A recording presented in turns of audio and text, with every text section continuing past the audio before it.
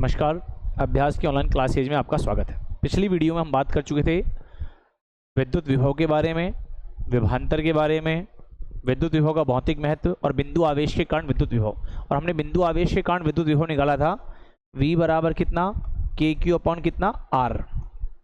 और इसका एक छोटा सा ग्राफ बनाया था V में और E में, ये V और ये R, तो इस टाइप का हमने ग्राफ बनाया था। ठीक है, अब हम आज की वीडियो में जो बात करने वाले हैं वो हम करेंगे क्या, ये दो क्वेश्चन है हमारे पास छोटे छोटे से, दोनों क्वेश्चनों को हम हल करने वाले हैं। देखिए जरा, दोनों क्वेश्चन है। देखिए पहला क्वेश्चन हमारे पास ये है, देखो 5 गुणा 10 की घात -8 कूलाम तथा -3 गुणा 10 की घात -8 कूलाम के दो आवेश 16 सेंटीमीटर दूरी पर स्थित हैं, तो दोनों आवेशों को मिलाने वाली रेखा के किस बिंदु पर विद्युत विभव शून्य होगा। प्रश्नवाचक चिन्ह और अनंत पर भी विभव शून्य लीजिए। कि हमारे पास कोई दो आवेश हैं, एक आवेश का मान है 5 गुणा 10 की घात -8 और एक आवेश का मान है -3 गुणा 10 की घात -8। दोनों एक दूसरे से 16 सेंटीमीटर दूरी पर रखे हैं, तो उन दोनों को मिलाने वाली रेखा के किस बिंदु पर विभव का मान शून्य होगा। और एक इस रेखा के बाहर यानी 16 सेंटीमीटर के बाहर अनंत पर विभव शून्य है, दोनों करने हैं। तो देखिए पहला सवाल अगर हम देखें तो देखिए हमारे पास दो आवेश हैं, Q1 बराबर दे रखा है 5 गुणा 10 की घात -8 और Q2 दे रखा है -3 गुणा 10 की घात -8 कूलाम। ये दोनों आवेश दे रखे हैं। अब सुनिए, तो ये हमारे पास दोनों आवेश हैं, ये Q1, यहाँ पे आवेश कितना है Q2, और दोनों के बीच की दूरी कितनी है 16 सेंटीमीटर। तो हम लिखेंगे, देखो हम लिखेंगे माना Q1 आवेश से x दूरी पर कोई बिंदु P स्थित है जिस पर विभव क्या है, शून्य है। तो यहां पे हमारे पास Q1 आवेश है, तो Q1 आवेश से x दूरी पे यहाँ पे ये कोई बिंदु है, ये x दूरी पे है P बिंदु, इस पर विभव कितना है, शून्य। तो टोटल दूरी कितनी थी, ये टोटल जो इसकी डिस्टेंस है वो है 16 सेंटीमीटर। तो Q2 आवेश से कितनी दूरी बचेगी बेटा, 16 - x सेंटीमीटर दूरी पे। तो वो कह रहा है कि हमारे पास जो P बिंदु है VP बराबर 0। तो हमारे पास यहाँ पर Q1 व Q2 दो बिंदु आवेश है। तो सबसे पहले अपन ये कि Q1 के कारण विभव कितना है V1 और Q2 के कारण विभव कितना है V2। यानी Q1 के कारण विभव है V1, Q2 के कारण है विभव V2। तो Q1 तो है प्लस का, तो इसके कारण तो प्लस का विभव। तो जितना Q1 के कारण बिंदु P पर प्लस का विभव होगा, उतना ही इस Q2 यानी कि माइनस के कारण विभव होगा माइनस का। इसलिए दोनों का योग जब P बिंदु पर निकालेंगे कितना आएगा, 0। तो यहाँ पे दे रखा है अपन को बिंदु P पर विभव, तो बिंदु P पर विभव निकालें तो यह आएगा VP बराबर V1 प्लस कितना, V2। तो इसको जब आगे हल करेंगे तो ये हो जाएगा VP बराबर कितना है 0, तो V1 प्लस V2 बराबर कितना 0। तो यानी कि Q1 व Q2 दोनों का जो संयुक्त विभव है वो बनेगा VP, और VP का मान कितना है 0। तो सबसे पहले अपन Q1 के देखो, तो Q1 के कारण विभव, तो यह आएगा V1 बराबर कितना आएगा, K इंटू Q1 बटे में दूरी कितनी है x। क्योंकि Q1 से x दूरी पे रखा है, तो Q1 P के लिए बिंदु आवेश तरह काम कर रहा है, बिंदु आवेश का विभव होता है V बराबर KQ अपॉन कितना R। ऐसे ही Q2 के कारण विभव, तो Q2 के कारण विभव आएगा P बिंदु पर V2 बराबर कितना, K Q2 बटे दूरी कितनी आएगी 16 - x। और V1 प्लस V2 बराबर VP था, तो V1 प्लस V2 बराबर दोनों का मान कितना है 0। तो हम 0 रख देते हैं। तो यहाँ पे ये हल होके आ जाएगा, V1 का मान है K Q1 बटे x प्लस K Q2 बटे 16 - x बराबर 0। तो देखिए मान रखते हैं, K का मान Q1 का मान है 5 गुणा 10 की घात -8 और इसका मान कितना है x, प्लस K का मान K Q2 का मान है -3 गुणा 10 की घात -8 बटे कितना 16 माइनस x बराबर कितना 0। तो ये बच जाएगा 5k गुणा 10 की घात -8 बटे x, और ये प्लस माइनस माइनस तो ये हो जाएगा 3k गुणा 10 की घात -8 बटे कितना 16 माइनस x बराबर कितना 0। तो ये हो जाएगा 5k बटे x गुणा 10 की घात -8, और ये माइनस इधर जाएगा तो 3k गुणा 10 की घात -8, और ये आएगा 16 माइनस x। अब सुनो, k से k कट जाएगा, 10 की घात 10 की, देखो k से k कैंसिल, यहाँ पे अपन देखेंगे ये 10 की घात 8 से 10 की घात 8 कट गया, k से k कैंसिल, तो k से k, तो यहाँ पे जो बचेगा वो बचेगा 5 बटे x, और इधर बचेगा 3 बटे 16 माइनस x। तो जब हम इसको आगे हल करते हैं तो ये आएगा, देखो गुणा करते हैं 3x बराबर, इसको गुणा करेंगे 3x, तो 3x बराबर आएगा 16 पंजो 80 माइनस x को करेंगे 4 से तो कितना आएगा 5x, पक्षांतरण करें 3x minus minus plus 5x बराबर कितना 80, तो 8x बराबर कितना 80, तो x बराबर आएगा 10 सेंटीमीटर। मतलब आंसर क्या लिखेंगे, Q1 से 10 सेंटीमीटर दूरी पर तथा Q2 से 16 माइनस 10 बराबर 6 सेंटीमीटर दूरी पर विभव शून्य होगा। यानी Q1 तो हमारे पास कितना है 5 गुणा 10 की घात -8 कूलाम, तो 5 गुणा 10 की घात -8 कूलाम से तो 10 सेंटीमीटर दूरी पर, और Q2 जो है -3 गुणा 10 की घात -8 कूलाम, उससे 6 सेंटीमीटर दूरी पर भी होगा। तो ये तो दोनों बिंदुओं के बीच की बात करें, यानी कि जब दो आवेश है Q1 Q2 एक दूसरे से 16 सेंटीमीटर दूरी पे रखे हैं, तो Q1 से 10 सेंटीमीटर दूरी पर, Q2 से 6 सेंटीमीटर दूरी पर भी हो रखा है। अगले सवाल में क्या करा है कि विभव, सवाल वही है, चित्र बस इतना सा देखो। इस बार क्या है, इस बार ये Q1 है, सेकंड स्थिति जब अनंत पर विभव शून्य हो, यानी कि इस बार जो बिंदु P होगा वो 16 सेंटीमीटर के बाहर होगा, 16 के बाहर कहीं भी मिल सकता है, ठीक है। तो जो इस बार आंसर आएंगे Q1 Q2 से दूरी वो 16 ज्यादा आएगी।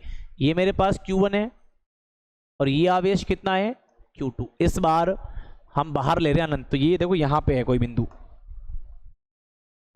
इसको मैं आगे बढ़ा रहा हूं, तो यहां पे ये कोई बिंदु P है, तो यहां पे Q1 से Q2 के बीच की दूरी तो कितनी है,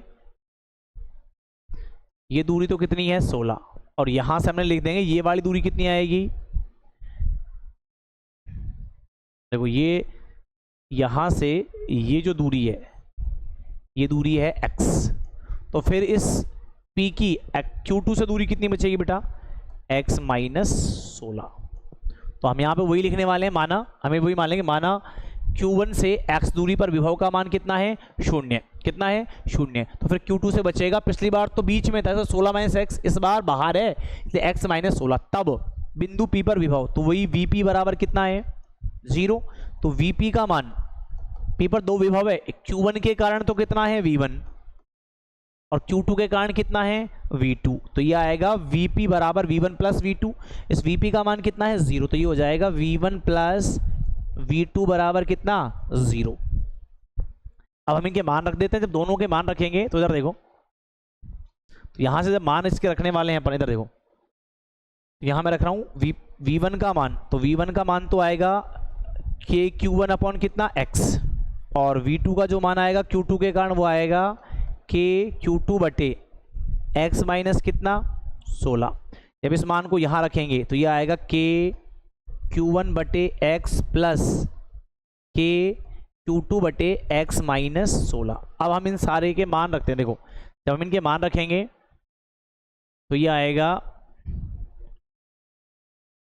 V1 का मान तो है k, Q1 का मान है 5 गुणा 10 की घात -8 बटे में कितना x, फिर प्लस k, इसका मान है -3 गुणा 10 की घात -8 बटे में x माइनस कितना 16 बराबर 0।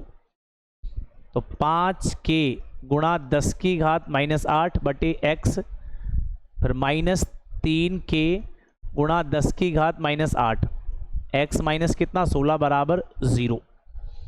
तो 5k बटे x इंटू 10 की घात माइनस 8, पक्षांतरण करेंगे 3k गुणा 10 की घात माइनस 8 और ये आएगा x माइनस 16। देखिए आगे जब हल करेंगे इसको अपन, तो 10 की घात 8 से 10 की घात 8 कैंसिल, k से k कैंसिल, तो यहाँ बचेगा 5 बटे x और इधर बचेगा 3 बटे x माइनस 16। ठीक है, अब हम इसको क्रॉस मल्टीप्लाई करेंगे। कैसे करें देखो, x को करेंगे 5 से तो 5x माइनस 16 पंजियो 80 बराबर कितना 3x। पक्षांतरण करो 5x माइनस 3x बराबर ये इधर जाएगा तो कितना हो जाएगा ये 80, तो ये बचेगा 2x। 2x बराबर कितना 40। तो मेरे पास x बराबर क्या बचेगा बेटा, x बराबर आएगा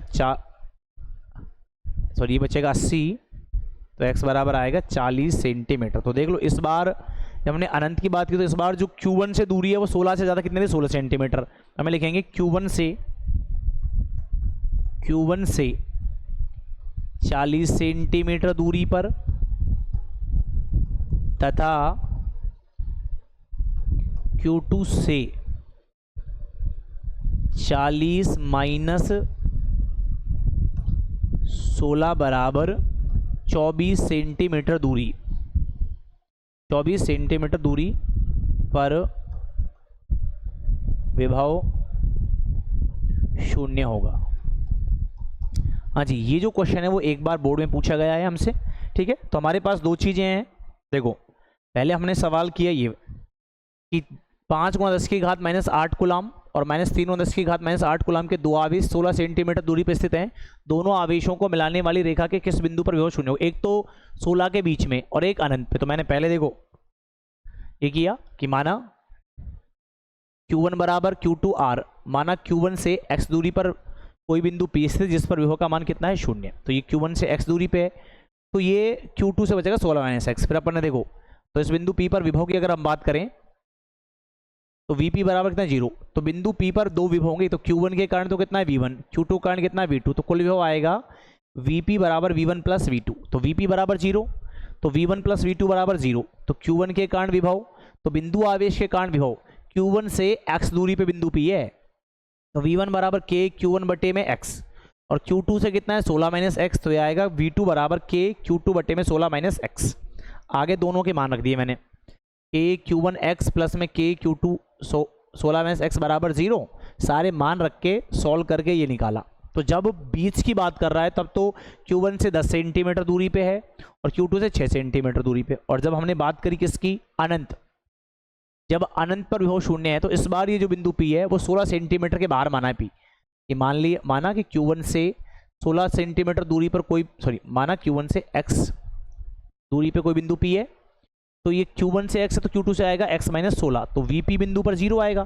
तो Vp बराबर V1 प्लस V2, तो V1 V2 बराबर कितना 0। तो V1 के कारण विभव V बराबर K Q1 अपॉन में x, V2 बराबर K Q2 बटे में x, दोनों मान रख दिए। ठीक है, K Q1, जब इन दोनों मानों को हल करेंगे तो हल करने के बाद हमारे पास देखो सारे मान रख के ये इसका आंसर आ गया। ठीक है, अच्छा अब नेक्स्ट सवाल देखते हैं। नेक्स्ट सवाल हमारे पास दे रखा है ये वाला। देखो नेक्स्ट सवाल कह रहा है कि 10 सेंटीमीटर भुजा वाले एक समषटभुज के प्रत्येक शीर्ष पर 5 माइक्रोकूलाम का आवेश रखा है, तो षटभुज के केंद्र पर विभव परिकलित कीजिए। क्या दे रखा है सवाल में, हमारे पास एक समषटभुज है। कैसा भुज है, समषटभुज। ऐसी कोई आकृति है समषटभुज टाइप की। ठीक है, ये इसका सेंटर पॉइंट है। ये यहां पे एक आवेश रखा है Q1, यहां पे एक आवेश रखा है Q2, ये Q3, ये Q4, ये Q5 और ये हमारे पास कितना है Q6। ठीक है, और इसकी जो भुजाएं हैं वो है 10 सेंटीमीटर। ये A, ये B, ये C बिंदु, ये D, ये ई और ये बिंदु कितना है एफ, ठीक है। और यहाँ सेंटर पे ये देखो ये निकालना है अपन को, इसको इससे मिलाया, ये मिल गया। अब देखो अब हमको बात करनी है क्या, तो यानी कि देखो Q1 बराबर Q2 बराबर Q3 बराबर Q4 बराबर Q5 बराबर Q6 बराबर दे रखा है कितना Q, कितना है सवाल में देख लो कितना था, सवाल में है 5 माइक्रो कूलाम, कितना दे रखा है 5 माइक्रो कूलाम, तो ये दे रखा है अपन को 5 माइक्रो कूलाम, यानी कि 5 गुणा 10 की घात -6 कूलाम। और प्रत्येक भुजा ए बी बराबर बी सी बराबर सी डी बराबर डी ए बराबर, सॉरी देखो A B B C C D D E E F और एफ ए बराबर, मैंने भुजा मान ली, दूरी दे रखी है हमको ये ए और ये दे रखी है 10 सेंटीमीटर। तो वो कह रहा है कि प्रत्येक शीर्ष पे है तो इसके सेंटर पे अपन को क्या निकालना है विभव, तो सेंटर पर विभव ज्ञात करने के लिए हम क्या करेंगे सुनो, तो देखो ये जब हम इस सेंटर, जब इन सभी शीर्षों को मिलाते हैं तो इसमें हमारे पास चतुर्भुज बनते हैं, क्या बनते हैं चतुर्भुज। तो देखो वृत्त, इस षटभुज के केंद्र पर टोटल कोण कितना बनेगा 360 डिग्री, और उसमें बराबर के कितने कोण बने हैं 6 त्रिभुज। तो क्या लिखेंगे प्रत्येक, देखो प्रत्येक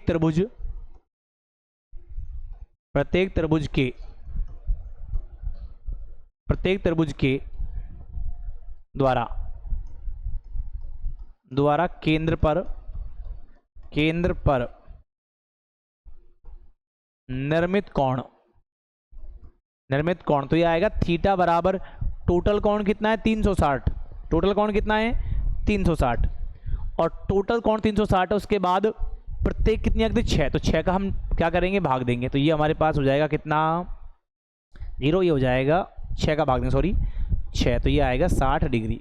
तो यहाँ पे ये जो एंगल है ये आएगा 60 डिग्री, ठीक है। अब सुन देखो, जब हम किसी भी समषटभुज को आपस में भुजाओं को मिलाते हैं तो इसकी ये O से लेकर ये वाली दूरी, यानी कि त्रिभुज AOB में OA बराबर OB है, जब ये दोनों भुजाएं बराबर तो इनके सामने के कोण ही बराबर, तो ये x और ये भी कितना होगा x। तो अब हम ये कह सकते हैं कि त्रिभुज OAB में OA बराबर OB है, तो इनके सामने के एंगल भी क्या होने चाहिए बराबर, जब सामने के एंगल बराबर होंगे तो इस त्रिभुज के तीनों कोणों का योग कितना आएगा 180। तो हम लिखेंगे x प्लस 60 बराबर 180, तो 2x बराबर कितना हो जाएगा बेटा, तो 2x बराबर आएगा 180 माइनस 60, तो 2x बराबर 120, तो थीटा बराबर कितना 60 डिग्री। इसका मतलब ये हो गया कि ये जो है तीनों ही भुजाएं बराबर है, तो यहां पर ये जो त्रिभुज है त्रिभुज AOB एक समबाहु त्रिभुज है। कैसा त्रिभुज है, समबाहु त्रिभुज है। तो समबाहु त्रिभुज की तीनों ही भुजाएं आपस में क्या होंगी बराबर, इसलिए देखो तो ये जितनी OA होगी उतनी OB उतनी क्या आएगी AB। तो समबाहु त्रिभुज की तीनों भुजाएं बराबर, तो ये आएगा OB बराबर OA बराबर कितना AB, और AB का मान कितना है स्मॉल a बराबर कितना 10 सेंटीमीटर।